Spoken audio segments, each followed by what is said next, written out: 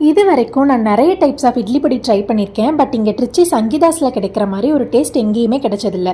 இட்லி பொடியில் எள்ளு ஃபுல்லாக வறுத்து போட்டிருப்பாங்க. சாப்பிட்றப்போ ஒவ்வொரு பைட்டுக்கும் எள்ளு கிடைக்கும்.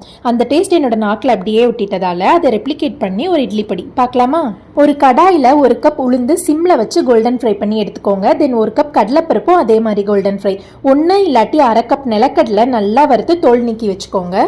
1/2 கப் எள்ளு, 10 பல் பூண்டு, ஒரு கைப்பிடி கருவேப்பிலை, காரத்துக்கு ஏற்ற மாதிரி வரமிளகாய் இதெல்லாம் ஒன்னொன்னா ஆட் பண்ணி ஃப்ரை பண்ணி எடுத்துக்கணும். இதெல்லாம் ஆறின பிறகு ஒரு டேபிள் ஸ்பூன் பெருங்காயத்தூள், உப்பு தேவையான அளவு போட்டு மிக்ஸி ஜாரில் கிரைண்ட் பண்ணிக்கலாம். நம்ம வறுத்து வச்ச எள்ளில் பாதி மட்டும் கிரைண்ட் பண்ண போட்டுட்டு பாதி ஃபுல்லாக தனியாக எடுத்து வச்சுக்கலாம். நான் நிலக்கடலையை லாஸ்ட்டாக போட்டு தான் கிரைண்ட் பண்ணேன். நிலக்கடலையிலேருந்து ஆயில் ரிலீஸ் ஆகும், அதனால தான். இப்போ தனியாக எடுத்து வச்ச எள்ளையும் இதோட மிக்ஸ் பண்ணா சங்கீதா ரெஸ்டாரண்ட் ஸ்டைலில் இட்லி பொடி ரெடி. இதோட நல்லெண்ணெய் ஊற்றி இட்லி ஆர் தோசைக்கு சாப்பிட்டீங்கன்னா சும்மா ஜம்முன்னு இருக்கும். ட்ரை பண்ணி பார்த்துட்டு கமெண்ட் பண்ணுங்க. சேனல் பிடிச்சா சப்ஸ்கிரைப் பண்ணிக்கோங்க. பாய்.